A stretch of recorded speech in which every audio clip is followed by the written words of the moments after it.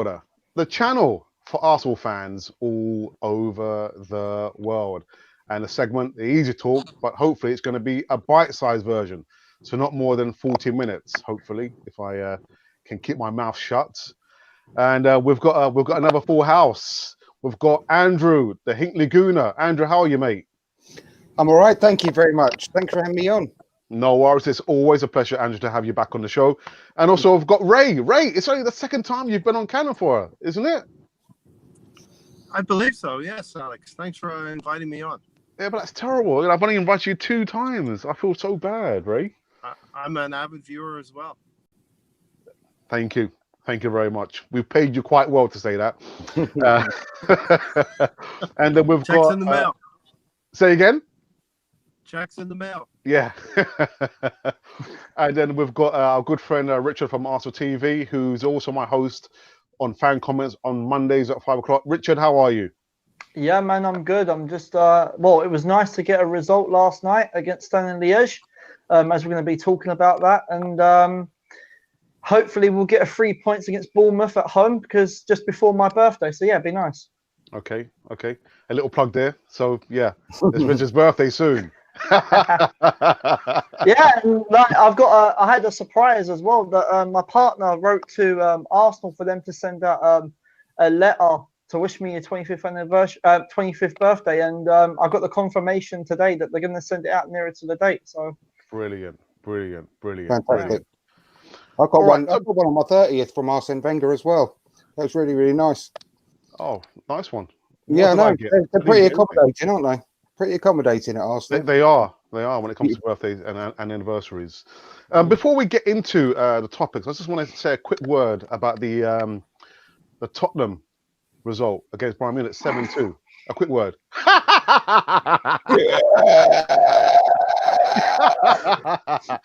All right, that's over. Yeah. What do we think of Tottenham? Oh, no, we're not allowed to say that word. We're not allowed. Yeah. We all know. Thank you, Andrew. Yeah. Right. This topic about Matteo Guendouzi was actually inspired by my brother, because we've had this this ongoing argument about whether Matteo Guendouzi is really suited for the Premiership. And he did his video on the Voice of Reason on Wednesday, and he did actually say in less than 1 minute that I told you so about Matteo Guendouzi. But I really wanted to give it the acid test. Andrew, is Matteo Guendouzi really that good of a player that he deserves to be in the first team at Arsenal? Well, he's showing every game that he's improving week on week at the moment. And yeah, I think he's more than justifying his position in the team. He's got an awful lot to learn. He's not the finished article at all. He's showing that he's not doing it for 90 minutes at the moment still. He's having excellent halves at least, but still making some mistakes. But he's still very young, but his potential is definitely world-class, in my opinion. He's showing a lot of great signs.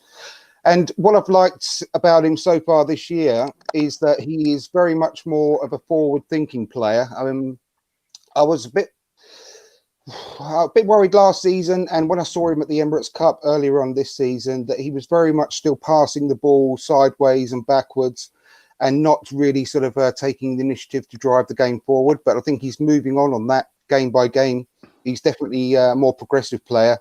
You could see very much recently when he drove into the box and won the penalty that that was all on his mind. He's very much keen on doing that, and I think he pretty much had it on his mind that he was going to win that penalty against Aston Villa by going into the box. I don't think he was going into the box for any other reason, like taking a shot or whatever. He just thought, well, penalty box was crowded, something's going to happen, and that shows intelligence. And I really do think that he's got a good footballing brain, and no doubt in my mind that he'll be a future Arsenal captain. I really do think that with his attitude, positive mental attitude, he very much encourages all the team around him as well. So, yeah, I think we've found a midfield mainstay for many years, fingers crossed, as long as he doesn't get poached by Real Madrid or someone. Yeah. Richard, Mm-hmm. Matteo Guendouzi, Has he really, improved that much to warrant a regular place in the first 11? Yeah, I think he has. I mean, like, I noticed that last season that a lot of the time when he used to hold up the ball, he used to invite the pressure onto us in midfield, and that's where we used to lose it a lot, was because of him. But now, he's more, when he receives a ball, he's always looking where his nearest person is to release the ball quicker.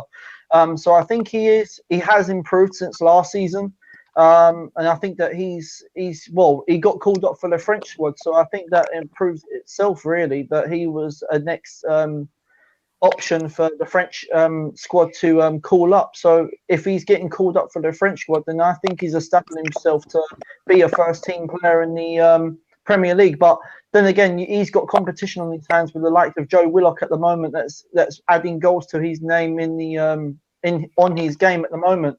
So he's got to keep working hard. Otherwise, Joe Willock is going to take his spot. Okay. Ray, Arsenal Fan Circle. What's your thoughts on Matteo Guendouzi?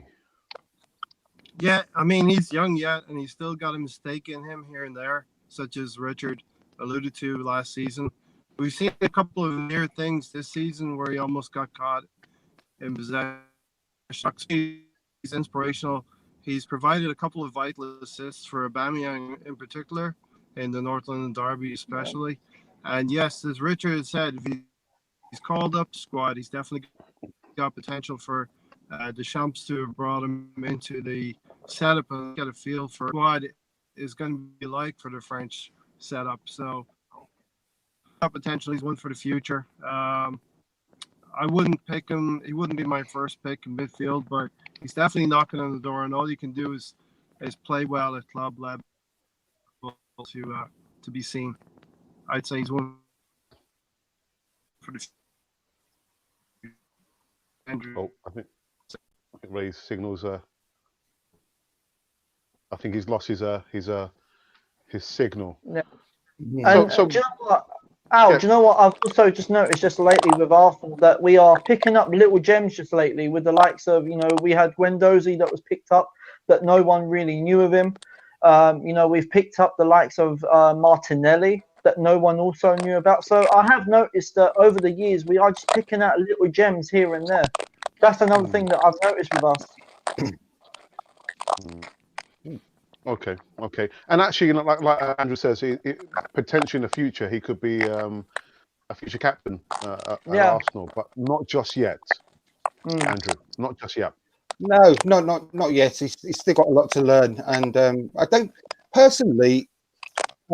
think he's in competition with Willock, because I think Willock's much more of a forward sort of thinking number 10 type, driving from midfield, whereas I see Guendouzi being a much better quality version of Xhaka, sitting a bit deeper personally. And but there's a noise on the line. Yeah, I was just going to say that as if someone's eating crisps. Yeah, I know, very odd. I've lost the train of thought there now, but oh yeah, and with regards to Martinelli, I didn't realise until quite recently as well, just picking up on what you said, Richard. He was on. He's been on 3 trials actually for Manchester United. So that's a really good thing that we've basically sort of picked him up from United's grasp as well, because he's going to be a world superstar, and we'll come on to him later, I'm sure. Yeah, that sound is really terrible. Yeah. Let me just quickly mute and see where is it coming from. Sorry, guys. Right, it's not me. It's not Andrew. But eeny, meeny, miny, mo. Who is it? Right, it's annoying, but no, it's neither one of us. So that's weird. I thought it stopped then when you went to Ray, but it might just be me. Is it Ray eating the crisps? Sorry, Ray. It's gonna. Yeah, it stopped now. Yeah, Ray, you are the culprit. Stop eating the crisps.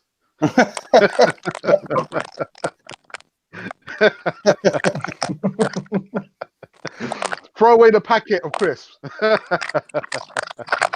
Right. Okay. Okay. No, Andrew, going back to your point when you said that he's not going to be challenging Willock in some. If you're going to play with a 4-2-3-1, then I'll say you could possibly challenge Willock because Willock can also play alongside Torreira. So if you look at it that way, if you're playing that sort of formation, then I would say he is definitely challenging Willock. Oh, 100%. It totally depends on the formation is chosen. But yeah. I think that I think his preferred would. I think he would ideally like to play a 4-3-3. I think that would be his ideal choice. And when we've got Bellerin and Tierney properly fit in the team, hopefully after the international break, that will be what we'll see. And in that case, I see Willock and Guendouzi alongside Ceballos as their absolute ideal midfield. But I don't know, he won't do that because he loves Xhaka too much, unfortunately. But Willock, Guendouzi and Ceballos would be absolutely perfect, in my opinion, for everything that we need in that midfield. Yeah, I concur. Anyway, I've changed, actually, because before Guendouzi, at the start of the season, it was Willock, Ceballos and Torreira would be my perfect. But I think that Guendouzi offers just that little bit more to his game than Torreira does. I love Torreira, don't get me wrong. I'm nothing against Torreira, and I'd be happy if he was in the team. But I think Guendouzi has just got that little bit more all-round attributes to his game than Torreira does. Yeah. But which is showing in the late. Because I don't know about you guys, but Torreira is just slightly off the boil at the moment. I can't quite put my finger on it, but there's something not quite right with him. Still.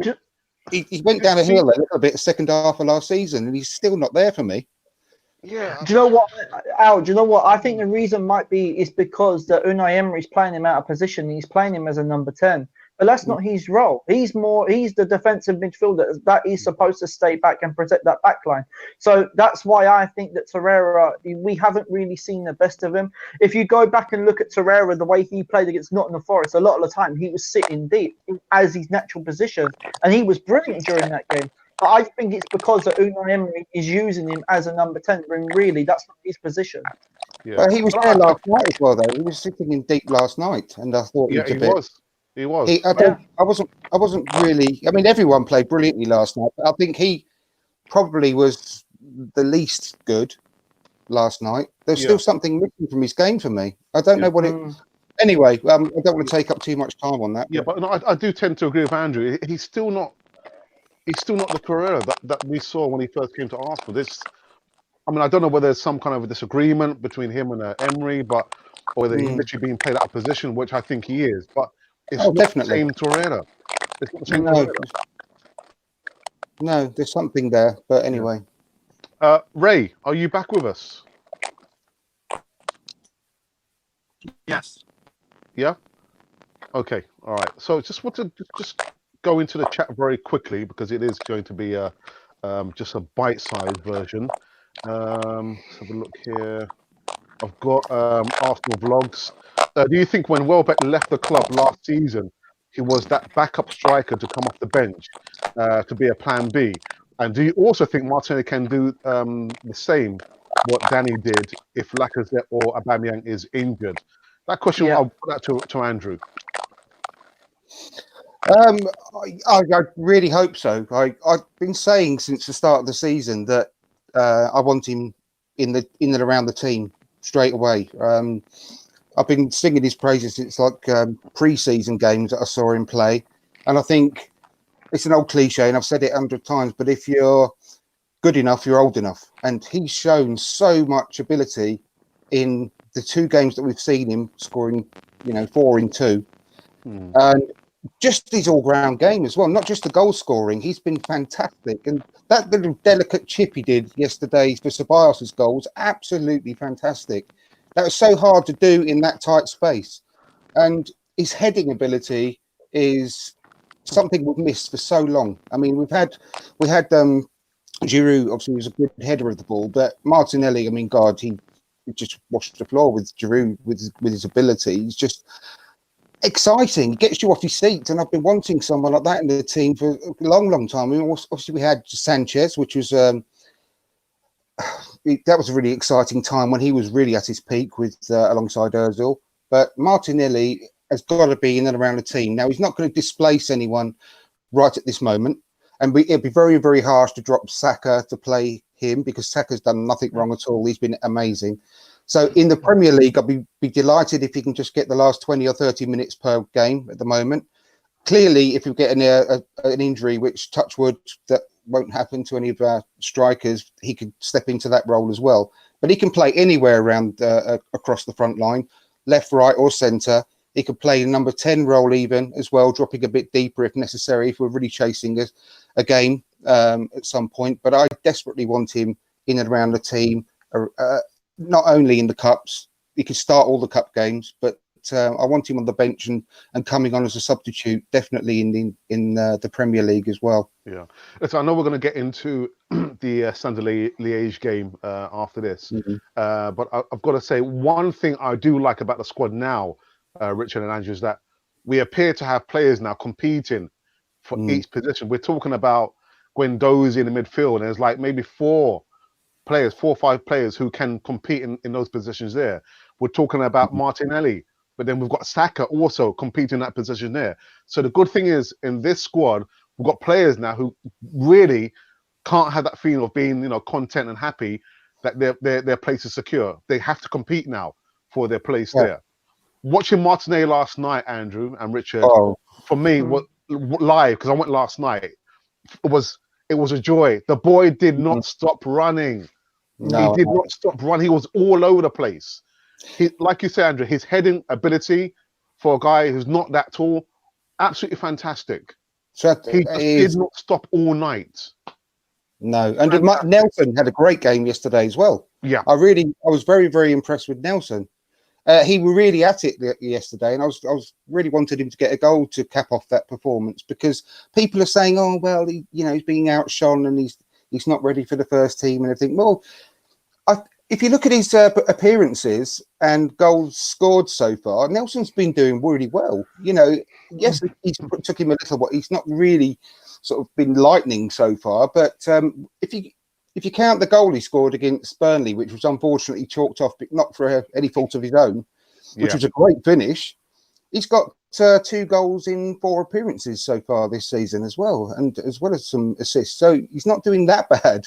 And I think yesterday he's showing that he's really getting that confidence game by game as well. So we can't discount him either. But he's another good option on the left hand side. But we've got an abundance of really good, exciting players coming through. That I definitely got to give Emery some credit for, because I just wish to God that he wouldn't go back to type, which we know that he will when it comes to the Bournemouth game. He's going to pick Xhaka again, and he's probably going to go to Socrates and Luiz at the back again, because that's what he does. And I just wish he had that confidence to change it up in the Premier League as well. I really do, because we all saw the difference it makes having some energy, some determination, and some youthful exuberance in the centre of the park yesterday. It's just so much more exciting, and we all know that we would have beaten Man United with a performance like that yesterday. If we'd have gone into the game with that kind of confidence, we would have won that game, and we would have beaten. Well, we probably would have won every game so far this season with that kind of confidence, and forcing our own game on the opposition rather than just trying to change to counteract their opposition every game. It's just at least we get to see it in the Cups at the moment. I just wish we could get to see it in the Premier League as well. All right, so you know what? Actually, let's get into the match last night with Arsenal and Standard Liege setting the standard. I mean, I haven't seen your post-match review, Richard. What were your thoughts on the match last night? Do you know what? I feel that Unai Emery set us up pretty well. It was nice to see Bellerin and Tierney play. Another great performance from Tierney yet again. And I think that Tierney is definitely ready for the Bournemouth game this week. I would actually step him in, put him straight in, because he looks quite comfortable. He crosses the ball, and I've noticed every time that Tierney's crossing the ball, he's always picking out a player. no doubt. He's always picking at someone. But I think it was an overall team performance. I think the game was pretty much done within the first half, to be honest, because I think Standard Liège was quite poor. They didn't really threaten our backline that much.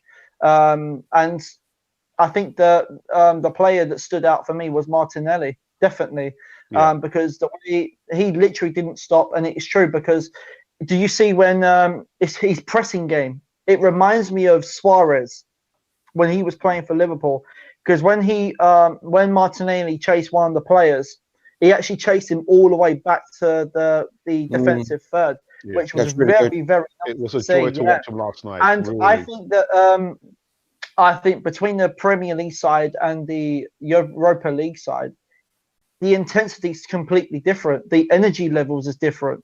So can we just swap the two sides and let the Premier League ones play the Europa? Not just yet. Well, do you know what? But do you know what? I wouldn't throw Martinelli straight in the first team just yet. I would say give him, say, another, maybe a couple of more cup games to get him more settled in. And then I think then start throwing him to the first team. I think at the moment, because Lacazette is injured, I would use him as a backup striker at the moment. But once we've got our complete front three, then maybe Martinelli could be like a substitute that we could bring on, either as one if the main striker needs to come off, i.e. probably Lacazette, or if Aubameyang needs to come off because of their energy levels, and maybe it's an option that we could have. But I think it was an overall good team performance, and I think Emery got his tactics spot on.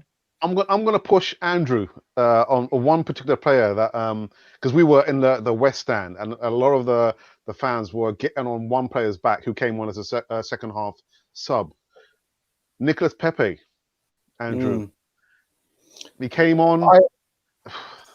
I thought he did all right in his little cameo yesterday. Actually, I think I'm still very, very much 100% behind Nicolas Pepe because I think his quality is there for all to see.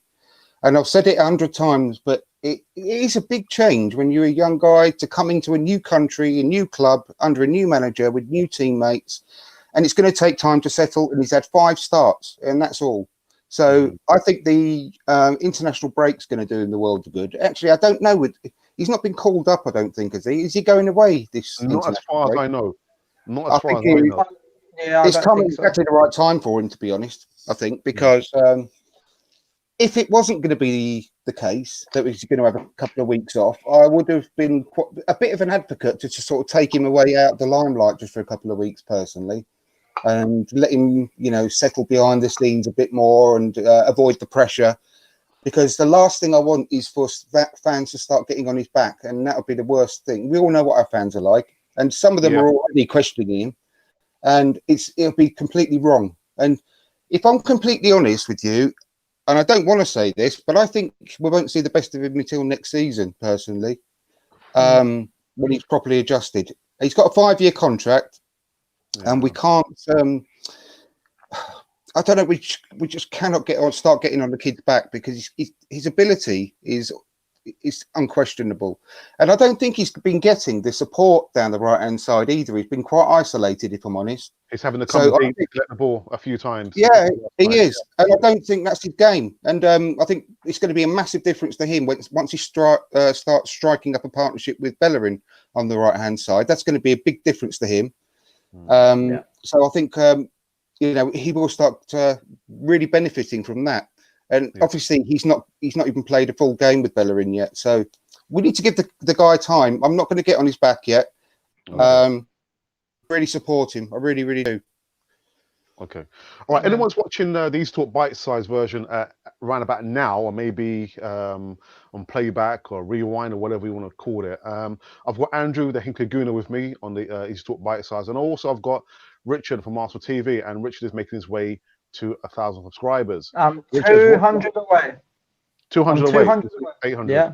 Okay. What are you going to do when you reach 1,000 subscribers, Richard?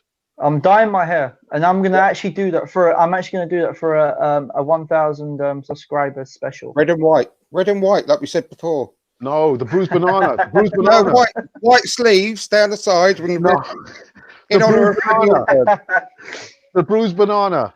Yeah. But Alex, do you know what? Before you go on to, do you know what? I'm completely with Andrew on Nicolas Pepe at the moment, because think of how long it took for Dennis Bergkamp and Thierry Henry to score their first goal. Well, not to score, but to get them up to speed. And look where they are. They're club legends. So I would say give Nicolas Pepe time. I think that in some sort of extent, I actually don't think that Emery's playing to his strengths. If I'm completely, I don't think Emery is.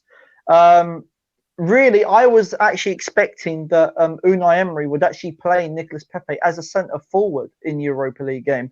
The reason why, because a lot of the time when he was playing in for Lille in France, the majority of his games he was playing up front as a centre forward.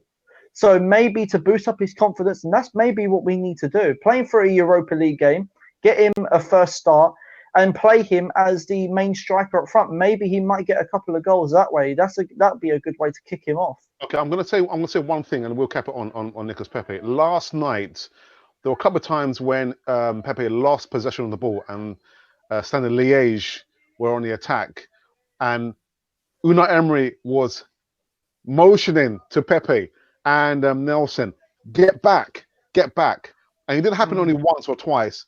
Quite a few times, Emery was saying to him, get back and defend. You could see he was motioning, he was shouting, get back. And Pepe and Nelson, they were just jogging back.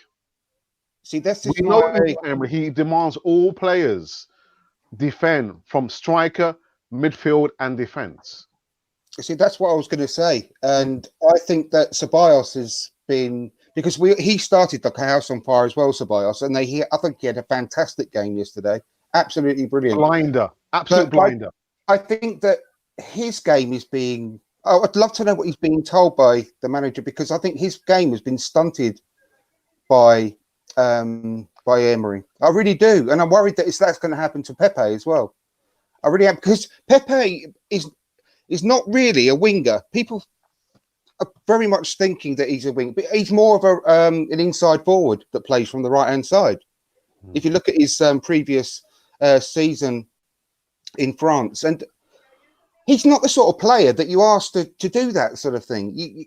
I'm sure that he will track players back from his own accord and so on and so forth. But you can't keep saying to someone like Pepe, who you pay £72 million for, to say you're more of a defender. You need to get up there, son, and track back and get back and help out the right back. It's not. You can't do that, because you're wasting his talent. And I'm concerned that that's happening with him and Ceballos, because we all saw the class that Ceballos had, and we saw it last night as well. And I hate to say this again, but the cup games are more, a lot more of the authorities gone to Freddie Ljungberg for the cup games. Yeah, and that's been documented, and we're all seeing how we're playing in the cups. We're getting off our seats and we're having thrilling performances, and we're beating teams a lot. And Freddie Ljungberg was doing a lot of the talking on the sideline yesterday. If you watch the game back, he was doing an awful lot of the work. And you see Ceballos flourish yesterday. You saw him flourish against Nottingham Forest, and in the league, not the same player. So I'm very concerned about that, to be perfectly honest, because we just can't do that with these players that we've gone to. Obviously, we haven't gone to a great expense with Ceballos, although it's not cheap. But we can't get these players in and then just ruin them. Yeah. And ruin their confidence. Okay, so let me just quickly get back into the chat for the last time before we wrap this up. I've got Mahir from Arsenal Fan Circle. He says, good evening. And he says, please, swap Premier League team with European team. That's what I said earlier. But do you know what? The reason really, why Richard? because I'm seeing two different intensities, two different energy levels in terms of the Premier League and Europa League side. But then why is that? Is it because of the opposition that we're playing, or what is it? Are the instructions different from Unai Emery? What is it? Because last night the team looked very, very balanced. Very balanced last night. So is it the instructions from Unai Emery? What is it, Richard? What is it?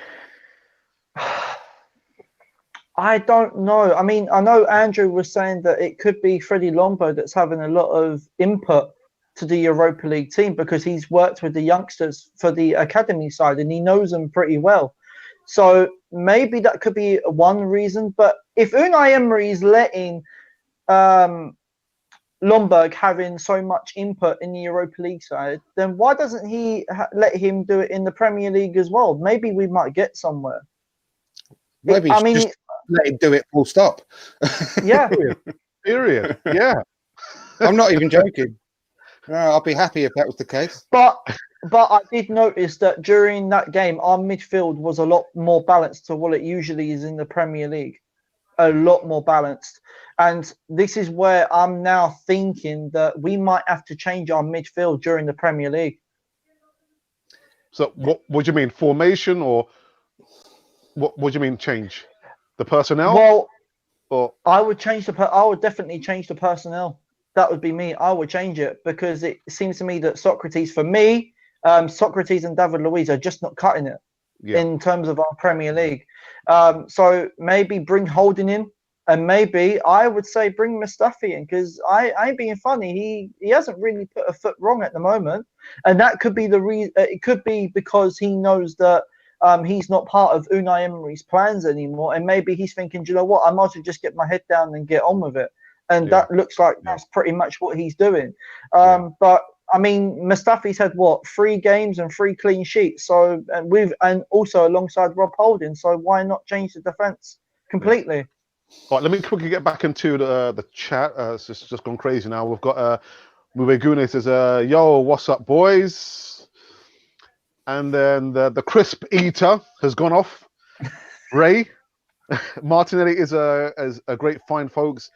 Hit that like button. Thank you for that, Ray. And then he says, wait me a second. One from Sanjay Joseph. Good evening, Sanjay. Torreira had a couple of good games last season and scored a fantastic goal against Tottenham. In my opinion, he is overrated. I'm not sure he's the ideal centre defensive midfielder. Overrated, Andrew? I don't know about overrated. He hasn't been given a good run in the team in his preferred position. I think there's something going on with him, like I said earlier on in the video, but I don't think he's particularly overrated. Any player needs a good run in the team in the position that they are strongest in. So he hasn't had that. And with regards to the defence, I would 100% play Holding and Chambers in the centre of defence because they go back years. They're really, really good mates. They know each other inside out. They've played together for the England under-21s team, and they're both showing already good form. So I would 100% play them. I think, just very briefly, I know that you want to keep this short, but Luiz, I think, has had a bit of bad press. I think in the last game we played, he had the best game against Man United. He had his best game so far for the team. And I think he's just been let down by the midfield he's got in front of him. And I think he's been let down by the players alongside him at fullback and with Socrates. He's never played in front of such a crap defence, crap midfield, or with crap players that he's been playing alongside. So I think he's got a lot of bad press. I think he's actually a good player, and I'm very comfortable when he's on the ball. But saying that, like I said before, I would still have Bellerin, Chambers, Holding, and Tierney. Tierney was absolutely brilliant yesterday. Singing this guy's praises since, you know, when the name was first mentioned about signing him. He's such a good player, and he's going to be our left back for the next decade. And he's another good candidate for captaincy because you saw. I mean, no one picked it up apart. I haven't noticed anyone else pick it up. But when Martinelli was near the end of the game, was tackled and he fell to the floor, he was spat on. He was. Yeah. No one's picked it up in the media or nothing. Tierney straight over there, and the defender pooed himself. I won't say the other word. And when he went over there, and he just backed up his teammate, and it was lovely to see. Bellerin straight over there as well because he was captain for the night, and it was lovely to see. But his ability on the ball, his positivity. I lost count the amount of times he won the ball back for us yesterday.